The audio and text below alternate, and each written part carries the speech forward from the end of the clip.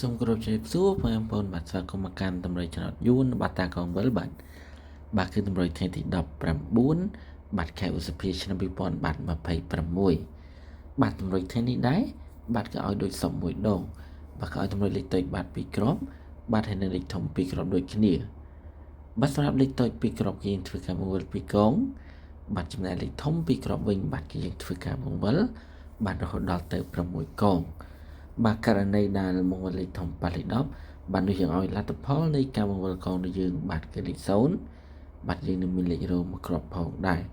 ឥឡូវយើងធ្វើការបង្វិលលេខតូចគ្រាប់ទី1តែម្ដងបា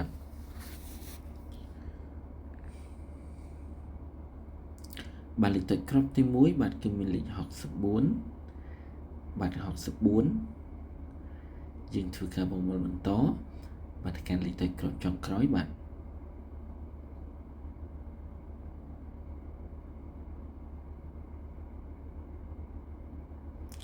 បាទលេខតូចគ្រាប់ចុងក្រោយបាទគឺលេខ47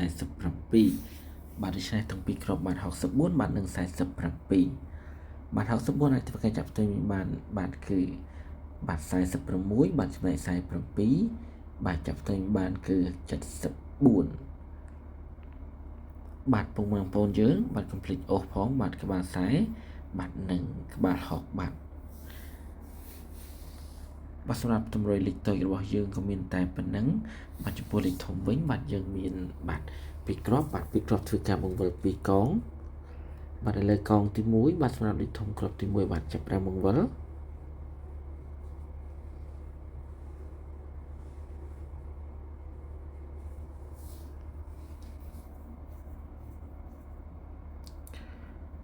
បាទកងទី1បាទគឺមានលេខ8បាទគឺលេខ8បាទយើងធ្វើការបង្វិលបន្តបាទទៅកាន់កងទី2បាទជាបន្តទៀត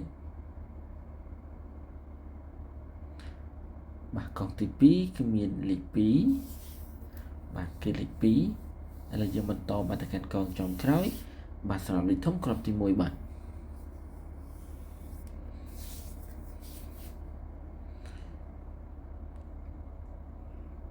កងចុងក្រោយរបស់យើងគឺមានលេខ8បាទឆ្លើយលេខធំគ្រាប់ទី1គឺ200បាទ88បាទយើងធ្វើការបង្វិលបន្តទៅកាន់កងទី1បាទសម្រាប់លេខធំគ្រាប់ទី2ជាបន្តទៀតបា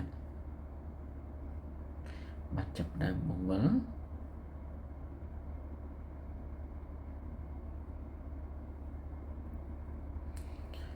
បាទកងទី1គឺមានលេខ8បាទគឺលេខ8ទៀតហើយបាទយើងធ្វើការបង្វិលបន្តបាទទៅកាន់កងទី2បាទជាបន្តទៀត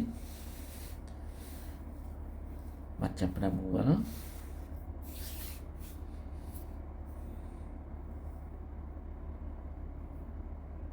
បាទកងទី2គឺមានលេខ7បាទឥឡូវយើងធ្វើការបង្វិលទៅកាន់កងចុងក្រោយ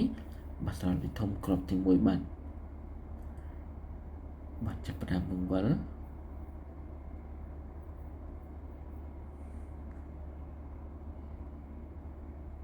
បាទកងចុងក្រោយរបស់យើងគឺមានលេខ3បាទឆ្លើយលេខធំគ្រាប់ទី2គឺ873